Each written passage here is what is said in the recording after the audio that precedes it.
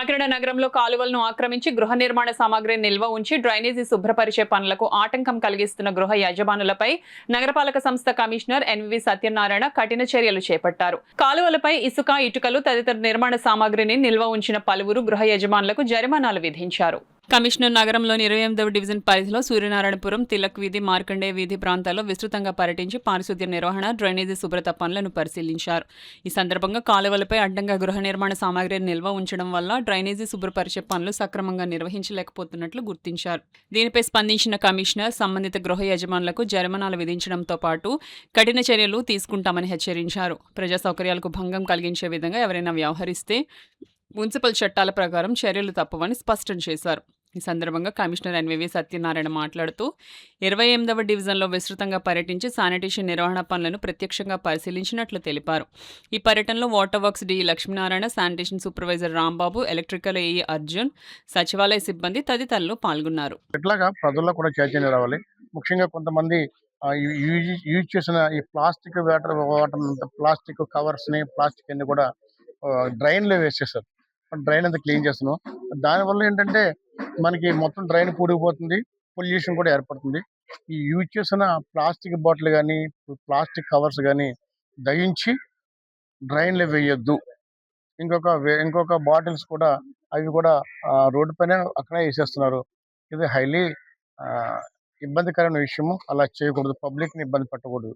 మీ యొక్క స్వేచ్ఛ కోసం పబ్లిక్ని ఎవరిని ఇబ్బంది పెట్టవద్దు. అది మీ అందరికీ ముఖ్యంగా మనవి చేస్తున్నాను. అదే స్ట్రీట్ లైట్ సంబంధించింది 2 కంప్లైంట్ చెప్పారు ఇక్కడ. నేను కొంచెం గాలి బాగా వేయడం వల్ల 2-3 చోట్ల లూజ్ కనెక్షన్ అవడం వల్ల స్ట్రీట్ లైట్లు 3 ఇబ్బంది పట్టినాయి. మన ఈగర్ ఇక్కడే ఉన్నారు. వారికి స్పాట్లో సాయంకాలం లాగా స్ట్రీట్ లైట్ వేసేస్తాం. సాయంకాలం వేసి వెలిగిస్తాం. సో మీకు అందరికీ కూడా రిక్వెస్ట్ చేస్తుందంటే, మన స్వచ్ఛ సర్వేక్షణలో భాగంగా అంతా విజిట్ చేస్తున్నాము. మీ పరిసర ప్రాంతాలని క్లీన్గా ఉంచండి. మీరు ఇంట్లో ఉంచుకోండి, వీధిని శుభ్రంగా ఉంచండి. మేము 80% కూడా 24 అవర్స్ కూడా మీకు సర్వీస్ చేస్తాం మా సిబ్బంది ద్వారాగా.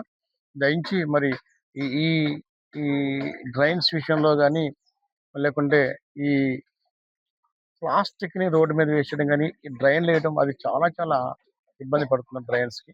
ఆ విధంగా చేయొద్దని మీ అందరూ రిక్వెస్ట్ చేస్తున్నాను. అదేవిధంగా మనకి కలెక్టర్ గారు ఇన్స్ట్రక్షన్ ఇచ్చారు.